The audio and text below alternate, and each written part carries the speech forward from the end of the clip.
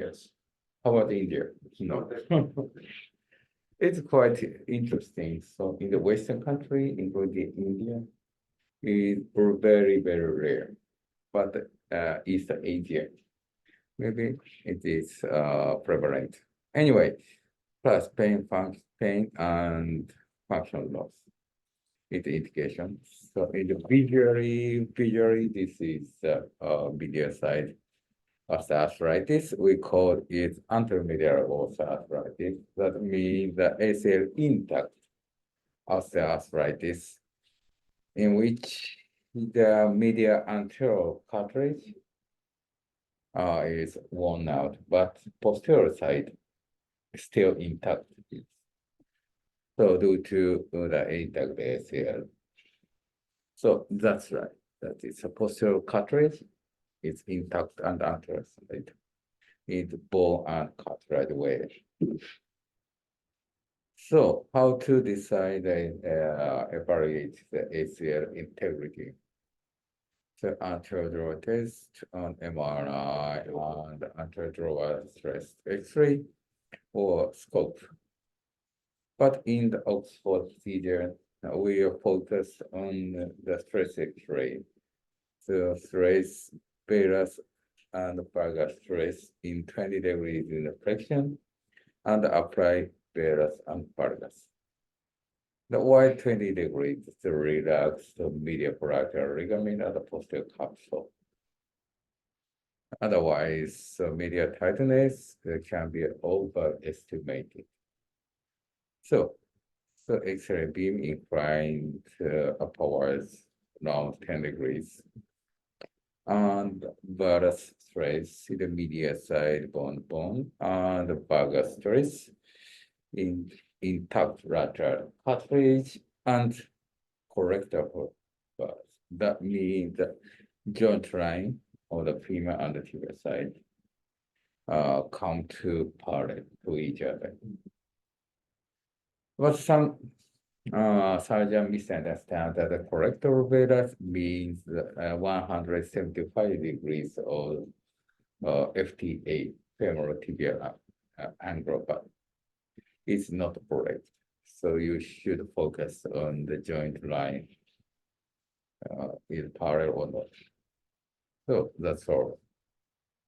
And it's very, very convenient to estimate the medial side disease and lateral side impact the cartilage in the same time in the Rosenberg view. Originally flexion in the 45 degrees and the PA view. That means the parallel to the tibia joint line, joint surface. But some modifications, such as 30 degrees in flexion or 20 degrees in flexion, but I recommend to do the 45 or 30 degrees. So as a result, we take the standing AP X-ray, that is the 0 degrees extension, and the Rosenberg 45, and the stress X-ray in 20 degrees. So 103 X-rays shows the medial side bone. So is that prove the whole thickness cartilage? That can be the candidate to the UKA. 103 X-rays shows the lateral side narrowing. That means the lateral cartilage damage or wear. So we should convert to the TKA. But in fact, it is quite difficult to estimate the lateral side integrity. As a result, some patients I prepared backup TKA in the case of lateral cartilage process, especially although some patients have the partial thickness, not full thickness. Cartilage that cannot be estimated only by the X-ray. And for this procedure, the key point is microplasty tool. Do you use this one? No. No. Okay. This is a special tool for the Oxford knee. The aim of this tool is decide the tibial cutting level. I'm sorry, we did use it like the microphone. Yeah. Okay. For the X-ray, Oxford, Oxford. because this is a standard tool for the X-ray. Yes. The benefit is the spoon and the cut block are engaged with the Z-clamp. So spoon gauge is points the lowest point of the posterior condyle. And the Z-clamp, the tibial cutting block is clamped and fixed on the tibia. The distance between the posterior lowest point of the posterior condyle and cutting surface is equivalent to the tibia component and polyethylene bearing. Normally, we use a 3 millimeter bearing, so 3+3. 3 means the tibia tray, thickness of the tibia tray. The 3+3, or if I want to use the 4 millimeter bearings, 4+3. So 7 millimeter below the lowest point of the posterior condyle. Okay, that is quite accurate. So this is the key point. And another tip is adjust flexion and extension gap, because this is a mobile bearing. If flexion gap and extension gap are different to each other, the bearing can dislocate. So we should adjust the difference of the gap between flexion and extension within 1 millimeter. So how to adjust the extension and flexion gap, decide the flexion first, and then change the extension gap using the mirror, not a saw cut, but a mirror. So like this is the spherical reamer, and adjust the extension gap to be the same the flexion gap.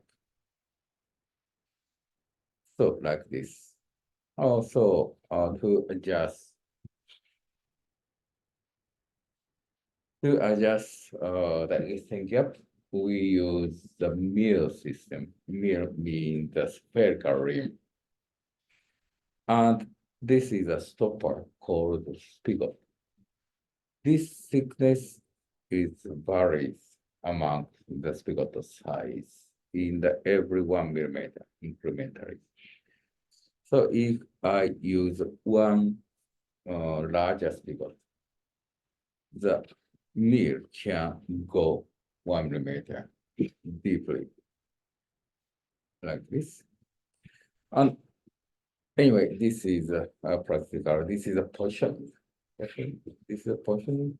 It's quite important to the leg hanging using the special zebra biomed provided leg holder, and keep the sorry.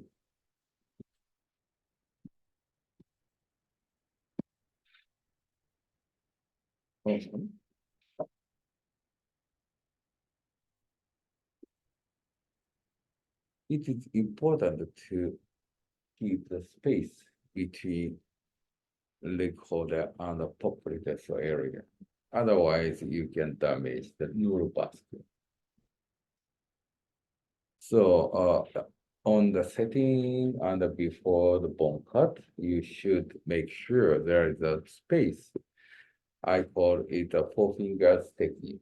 So insert the 4 fingers between leg holder and the popliteal area. This is a very narrow one than the four fingers, you should adjust the position of the body or this leg order. And then open. So opening is very also important. So as I say yesterday, I always use the buses approach. This is quite convenient and effective. Anyway, after the opening, the first task is removal of osteophyte. So this is quite a sequential procedure. The first step is remove the osteophyte in front of ACL inside. So like this. So sometimes this is hidden by the partition. So it's important to peel the osteophyte using your finger. So even the small osteophyte that can prevent the full extension. That can cause a fixed flexion deformity. Okay?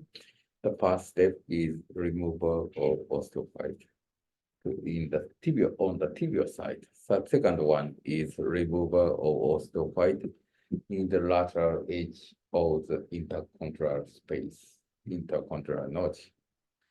This osteophyte is sometimes very sharp, like the blade, that can damage the ACL in the future. The fall prevent the ACL damage in the future. You should remove osteophyte here. That this is the second task. The third task is insert the elevator between the PCL and the medial condyle and expose the tip of medial spine. And you should mark using the cartridge. So this is a mark in the same time that can be act as a saw guide, because after the burning of the tip of the cartridge, that can make the gather, that can act as the saw blade guide. OK。とりあえずここです。先生たちはもうちょっと説明続けておきますんで、ちょっと配信の方行ってください。あと、また、これ、あれしてるんで、録音してるんで、また後で共有できると思います。OK. Well, let's continue to the next step. The third step is keep the space for to keep the space between PCL and the medial femoral condyle. That is the pathway for the sagittal cut. Yeah. Otherwise, sometimes you can damage the PCL because PCL and the medial condyle is tightly attached to each other. So you should detach the PCL from the medial femoral condyle because the space is like this. Otherwise, you can damage the PCL because the saw blade can go through to the PCL. I saw the PCL, complete PCL damage during the operation by the parents, one parent. The patients required TK conversion immediately after the UKA. That's very pity. The third one is the removal of osteophyte from the medial edge or the medial femoral condyle. That's quite important because this osteophyte can push the MCL medially. That can cause the shortening of MCL, resulting in the underestimate of the medial gap. So you should clear the osteophyte and the medial edge, and sometimes you should feel if the ossified is removed completely or not. Okay, so then is using the thin chisel, retract MCL and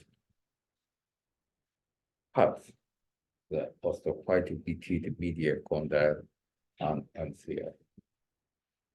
It is a little bit difficult and very dangerous. Otherwise, you can damage the MCL.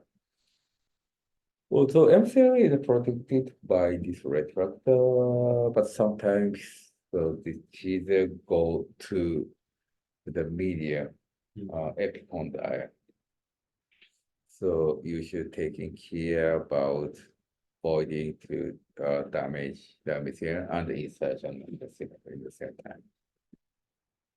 Then, so using a spoon gauge, insert the spoon at the lowest point of the medial femoral condyle. And it is quite important. There is some tips. So one is space. So until edge and the bony surface.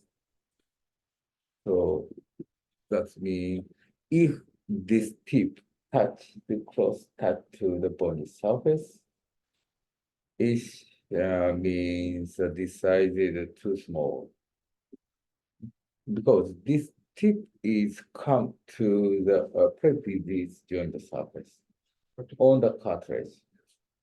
So this patient has already gone, cartilage already gone. So this space should be at least 2 millimeter. 2 millimeter is the intact cartilage thickness. And the second one is looseness.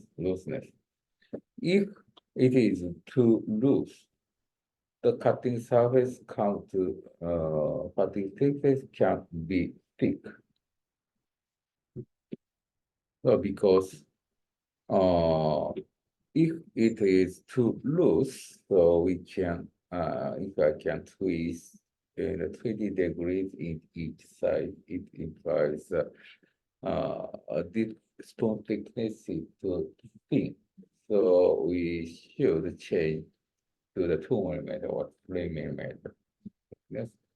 So that means that leads to the normal MCL tension and length. And that is the standard because if it is shrinked, cutting level should be lower. Yes. If it is too tight, cutting level should be higher. Do you understand? Okay. You should in this using this spoon gauge, you should restore the normal intact MCL length and tension. With estimating that the cutting will let the MCL back to Yeah. the health of the tightness. So please imagine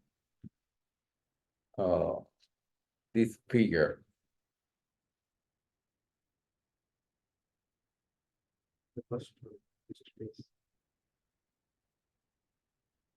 That's all. Yeah, that's how. Yeah.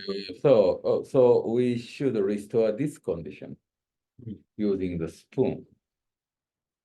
For estimation to be. So to estimate the best cutting level.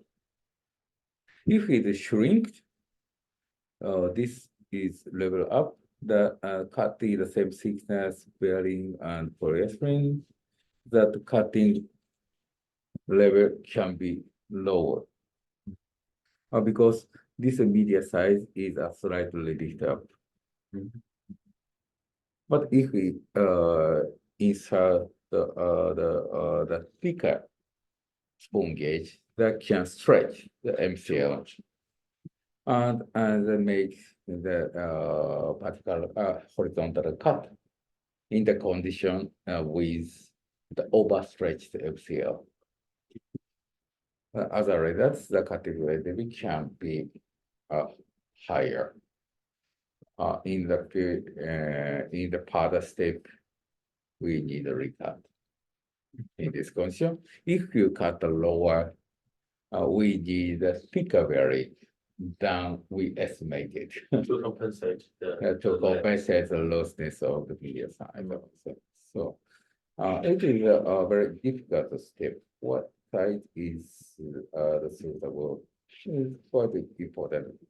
This is rely on your the feeling and your experience. So yeah, so it's not a difficult. I will show you that my operation, the regular operation, but this is the tip of this one. Okay. Then set the extramedullary figure guide. In the normal instrument set, this distal end is fixed at the center of the ankle. Yeah, okay. Yeah. But using this one, we can cut only the perpendicular to the TV axis. But it is not enough for especially for the Asian patient, because most Asian patients have the post-arterial water. So I modify this one ankle piece to can be slide medially and lateral. But anyway, standard, the basic is the perpendicular cut. Anyway, so using the rubber band, so this ankle piece is set at the center, accurately center of the ankle, and then set the proximal part, just medial to the patellar tendon. And then adjust the inclination to be parallel to the tibial crest. Or we call it the two-finger technique. Insert the two finger between the tibia and the iron rod, and upper side and lower side. Oh no. So slide the finger beneath the rod, between the rod and tibia crest, and the measure the distance between the rod and tibia crest, the two fingers. So to insufficient posterior slope, the distal side is narrow, and too big posterior slope, so distal part is too wide. So adjust to be parallel to each other. So yes. This parallel means that you're giving 0 degree posterior slope. Yeah, no, stable. 7 7 degrees. degrees, 7 degrees, based on. So 2 fingers will give 7 degree. Oh, yes, so yes, two finger parallel, if you set this iron rod to be parallel to the tibia crest, so cutting, yes, cutting stroke should be the 7 degrees. In general, or have to be adjusted. Yes, so no, in general, in all patients, all patients, because so fix the friction, first, then we can adjust.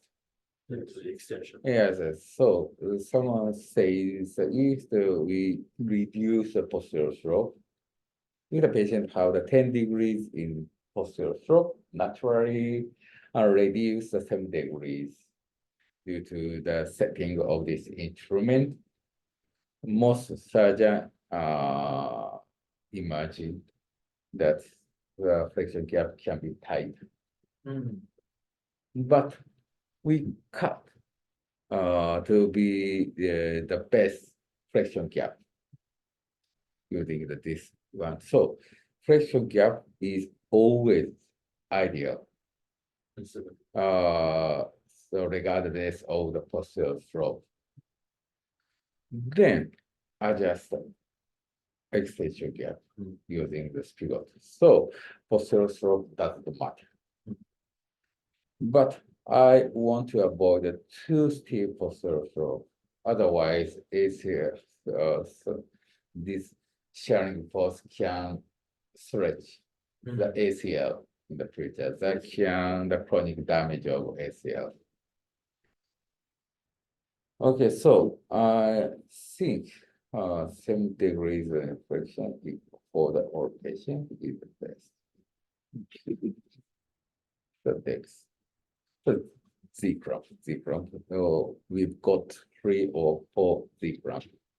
3D Z cramp for the 3mm thickness of bearing, and 4 Z cramp for the 4mm thickness of bearing. Some surgeons prefer to use 3 routinely, and other surgeons prefer to use 4 routinely.